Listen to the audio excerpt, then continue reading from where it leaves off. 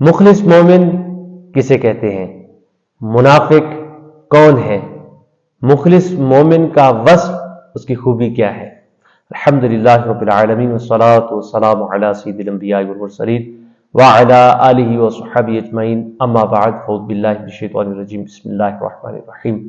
اللہم صلی علی محمد وعلی آل محمد کما صلیت علی ابراہیم وعلی آل ابراہیم انک حمید مجید۔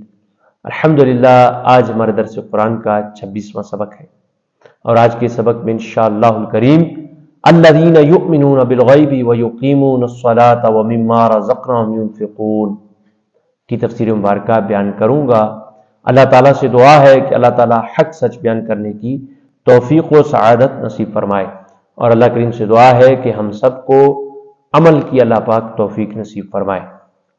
معزز سامعین کرام، قرآن مجید میں اللہ تعالیٰ ارشاد فرماتا ہے الذین یؤمنون بالغیب ویقیمون الصلاة ومما رزقناہم ینفقون، وہ لوگ جو بغیر دیکھے ایمان لاتے ہیں اور نماز قائم کرتے ہیں اور ہمارے دیے ہوئے رزق میں سے کچھ اللہ کی راہ میں خرچ کرتے ہیں۔ الذین یؤمنون بالغیب، وہ لوگ جو بغیر دیکھے ایمان لاتے ہیں۔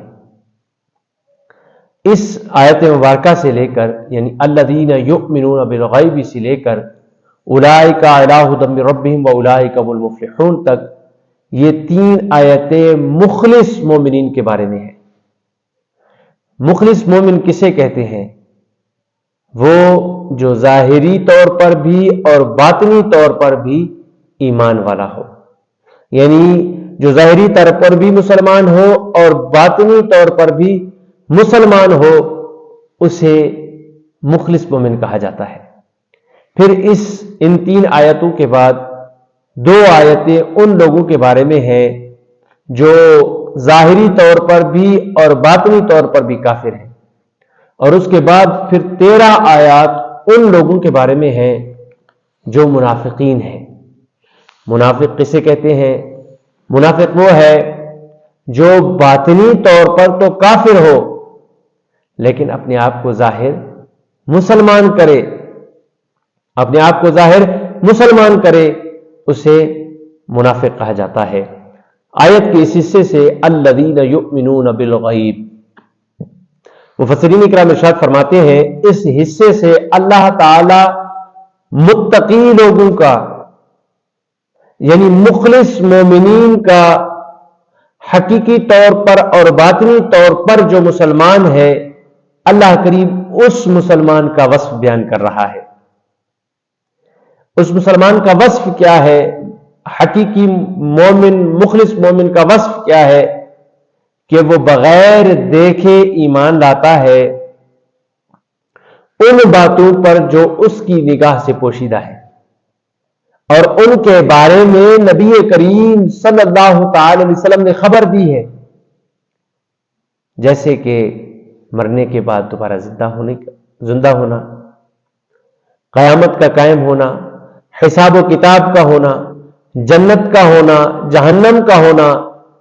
حالانکہ ہم نے انہیں دیکھا تو نہیں، لیکن چونکہ ان کے بارے میں نبی کریم صلی اللہ تعالی علیہ وسلم نے ارشاد فرمایا، خبر دی کہ مرنے کے بعد حساب ہے، مرنے کے بعد دوبارہ زندہ کیا جائے گا، جنت قائم ہے، جہنم قائم ہے، نبی کریم صلی اللہ تعالی علیہ وسلم نے ان کی خبر دی ہے۔